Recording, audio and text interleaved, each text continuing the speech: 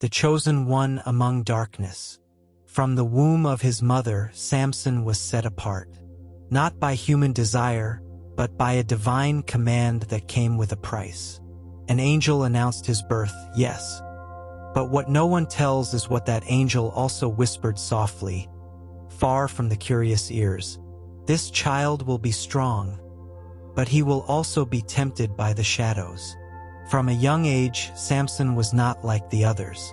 His gaze was intense, almost unsettling, and his fits of rage, even in childhood, left animals dead in his wake. The villagers murmured at night, "How can someone with such rage be of God?" His mother, fearful, would secretly cut strands of his hair while he slept, thinking that perhaps his strength came from a pact that wasn't entirely sacred. As he grew, Samson felt a voice within him. It was not the voice of Jehovah that the prophets spoke of hearing, but another, older, darker, whispering, "Use your strength. Seek justice your way. Fate is not written. You write it in blood." And that's what he did. The Philistines feared him, but in their eyes, they did not see a liberator. They saw an untamable beast. Samson's strength was celebrated, but also feared, and some even wondered, what kind of God creates a man like him? Thus begins the story of the strongest man, and the secret that bound him more than any chain. Samson's strength was not only physical. It was spiritual as well, though it was always under the influence of the world's temptations. His faith was like a thread, pulled in every direction by his desires, his rage, and the lies he had come to believe. He was a man meant for greatness, but his decisions often reflected his brokenness. He began his journey by following his own path, one that led him far from the teachings of his parents, the words of the angel, and the strength that had been given to him. His rage grew with every injustice, with every word that didn't sit well in his heart. And then came the woman who would change everything. Delilah, her beauty, her charm, and her mystery wove a web around him, and he, like so many before him, fell into it. She was not a Philistine by chance. She was part of their plan, but Samson didn't see it. To him, she was the answer to all his longings. Delilah whispered to him, subtly, persistently, "Tell me where your strength lies." Her voice was soothing, even when the question itself was a betrayal. He was blind to the deceit, though his heart knew the answer. The answer was not in his hair, nor in any secret. It was in the calling that had been placed upon him. But the whispers in the dark, they led him astray. Samson's heart began to lean toward her world, the world of ease, of desire, of pleasures that satisfied only for a moment, and then left a void that grew ever larger. And so, the day came when he revealed the secret. "No razor has touched my head, for I have been a Nazirite to God from my mother's womb." But even then, he did not fully understand what he had lost. His strength was never about his hair. It was the vow he had made to God, the divine commission that called him to something higher than his own desires. Samson's words, spoken in the warmth of a woman's embrace, were the beginning of his undoing. Delilah's eyes shone with victory as she called for the Philistine lords to come, bringing with them the price she had promised. They arrived swiftly, and Samson, lulled by his own arrogance, fell into their trap.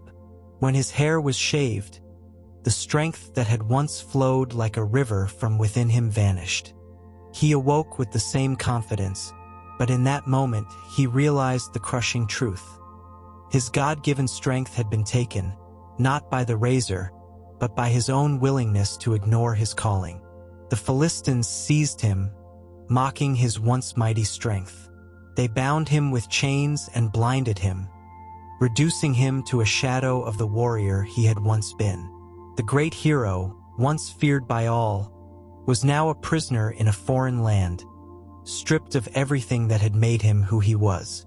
The Lord had not abandoned him, but Samson had abandoned the Lord. In his pride, in his desire for the fleeting joys of the world, he had chosen to walk away from the very source of his power. His fall was not simply a result of Delilah's treachery. It was the culmination of years of disregard for his divine purpose. Yet, even in this darkest moment, something stirred in Samson's heart. The journey was not over. There was still a chance for redemption, still a chance for restoration. In his captivity, as he was forced to grind grain in the prison, Samson's hair began to grow back, slowly but surely. It was a sign, a reminder that God's grace is never truly gone, even when it feels as though all is lost. Though Samson's eyes were blind, his spiritual sight was beginning to clear. Samson sat in the dark, his hands bound by chains, grinding grain with the other prisoners. His once proud and mighty body now seemed small and weak. Yet, it was in this humble state that Samson began to reflect on the choices that had brought him to this point.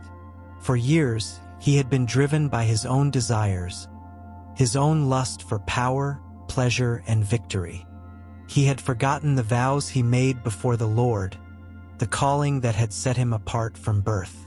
Now, as he sat in the dim light of his prison cell, he began to realize how far he had fallen from the path God had intended for him. But even in this dark place, there was a flicker of hope. Samson knew that God's grace was still available to him. His hair had begun to grow back, a tangible symbol of his chance for restoration. His strength was not gone forever. It was merely waiting for the right moment, the right call to action. One day, while Samson labored, the Philistine rulers held a great feast to celebrate his capture. They mocked him, made him the butt of their jokes, and rejoiced in his downfall. They took him out of the prison to perform for them, leading him like an animal, making a spectacle of his weakness. It was in this moment of public humiliation, in the very presence of his enemies, that Samson cried out to the Lord. His prayer was simple, yet full of desperation and faith. "O Lord God, remember me, I pray. Strengthen me just once more, O God, that I may with one blow take vengeance on the Philistines for my 2 eyes." Samson's prayer was not one of selfish vengeance, but of seeking redemption. He understood that his strength was not his own, but God's. And in that moment of surrender, Samson's faith was restored. The God who had given him strength before now heard his prayer. The temple was packed, filled with thousands of Philistines, celebrating their victory over the once mighty Samson. The laughter and taunts rang through the air, echoing off the walls as the people reveled in their apparent triumph. Samson was brought to the center, blinded and shackled, a mockery of the warrior he had once been. The humiliation was complete. Yet, in the midst of the mockery, Samson's heart was still set on the one true thing that could bring him peace: his God. He was no longer the prideful man who had once walked with an arrogant confidence. The chains that bound his hands were nothing compared to the chains that had once held his heart. He had been broken, humbled, and now, for the first time in a long while, he was ready to surrender completely. He was led to the 2 central pillars of the great temple, where the entire Philistine elite were gathered in drunken celebration. Samson asked the young servant guiding him to place his hands on the pillars. Though weak and broken, he could feel the ground beneath him, the structure around him, and the overwhelming presence of the people mocking him. Samson prayed again, this time with a voice full of faith, humility, and trust in God. "O Lord, remember me. Strengthen me just once more, O God, that I may with one blow avenge the Philistines for my eyes." His words were filled with a deep sense of surrender, acknowledging that only by God's power could he accomplish anything. As his hands rested on the pillars, Samson pushed with all the strength he could muster. The pillars, which had once supported the grandeur of the temple, now groaned under the weight of Samson's final act of faith. The ground trembled as the walls of the temple began to collapse. The ceiling caved in, and the stone structure shook violently. With a great crash, the temple fell to the ground, taking with it the leaders and thousands of Philistines. In his final moments, Samson did not seek revenge for his own suffering, but for the deliverance of his people. He chose to place his faith in God's strength, knowing that only through him could true victory be achieved. And in that final act, God answered Samson's prayer, restoring his strength for one last act of redemption. When the dust settled and the rubble from the collapsed temple lay in ruins, a profound silence swept over the land.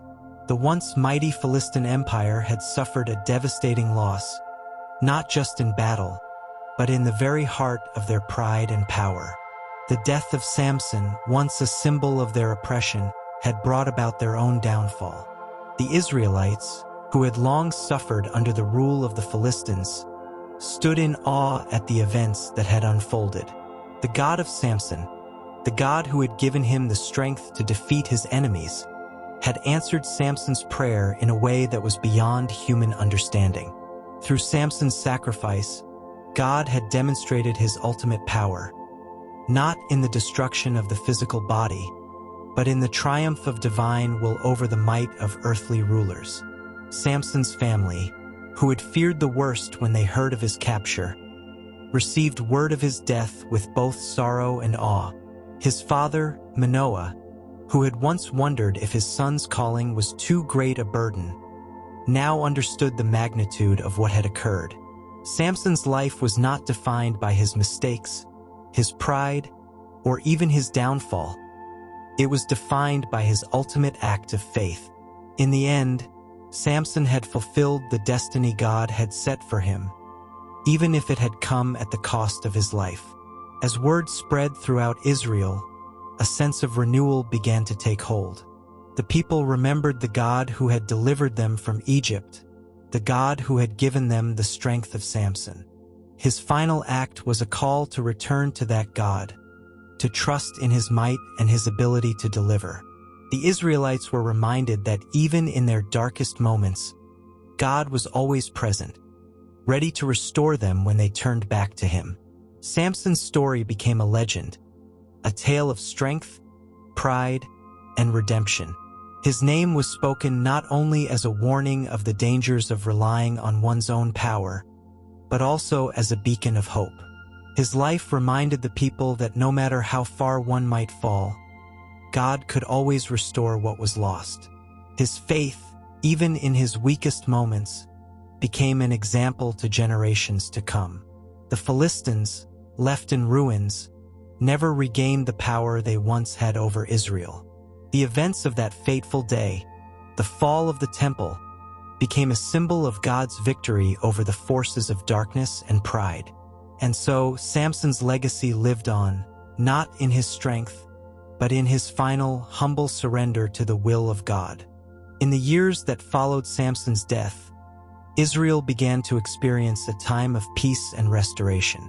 The Philistines, crippled by the loss of their greatest stronghold and leader, were no longer a constant threat.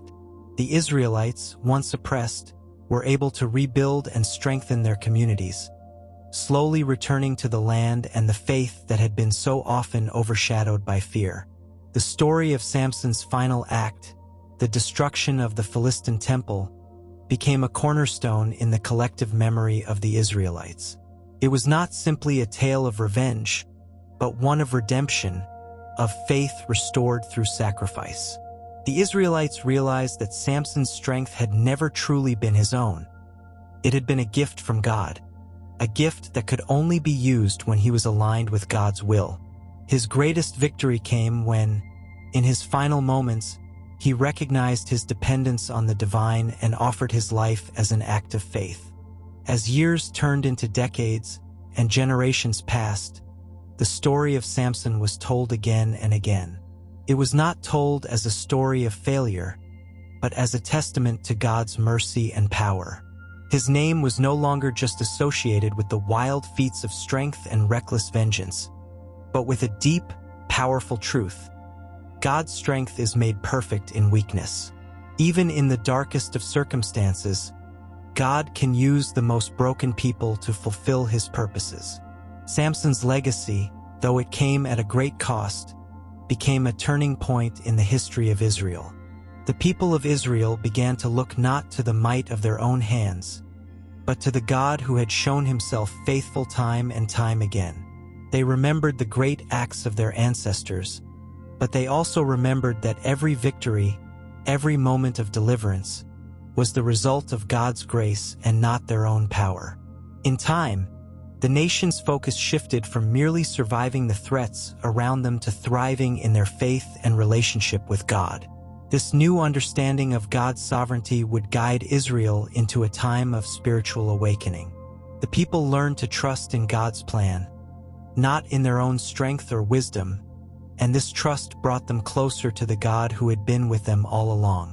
Though Samson's physical strength had waned in his final moments, his spiritual strength became a lasting testament to what can happen when a heart, broken and humble, fully submits to God's will. His life and death marked the beginning of a new era for Israel, one that would be built on faith and trust in God rather than the strength of their own armies or kings. The legacy of Samson continued to echo through the generations, reminding God's people that his power was not in the strength of human hands, but in the surrender of the heart to his divine will. The final act of this mighty man of God became a living testament to the truth that, in the end, God's plan for his people was always greater than any human strength or wisdom. Samson's story, when looked at in its entirety, offers a powerful reflection on the human condition and the unyielding grace of God. In his life, we see the dangers of pride, the consequences of disobedience, and the eventual triumph of faith. His story is not one of perfection, but of redemption. A redemption that came not through Samson's own actions, but through his willingness to surrender to God's will. For Samson, the journey was one of highs and lows, moments of incredible strength and moments of crushing weakness. But in the end, it was his final prayer, his plea for strength to fulfill God's purpose, that marked the true victory. God answered his prayer, not because of Samson's perfection, but because of his infinite mercy and love. The final reflection on Samson's life is not about his physical strength, but about his heart, a heart that, despite its flaws, sought God in the end. And in that search, God was faithful to provide the strength needed to fulfill his will. The triumph of Samson's life was not in his ability to conquer enemies, but in his surrender to the power of the one who had called him, equipped him, and ultimately redeemed him. Samson's legacy serves as a reminder to all believers. No matter how far one falls, no matter how great the failures, God's grace is always greater. It is in our weakest moments, in our moments of surrender, that God's power is most evident. Through Samson's life, death, and final prayer, we are reminded that God's plan for us is always greater than any obstacle we face, and his strength will always be sufficient when we rely on him. In the end, Samson's story is not one of tragic loss, but of divine victory, a victory that transcended human understanding and showed the boundless love and mercy of God, who uses even our greatest weaknesses to display his power.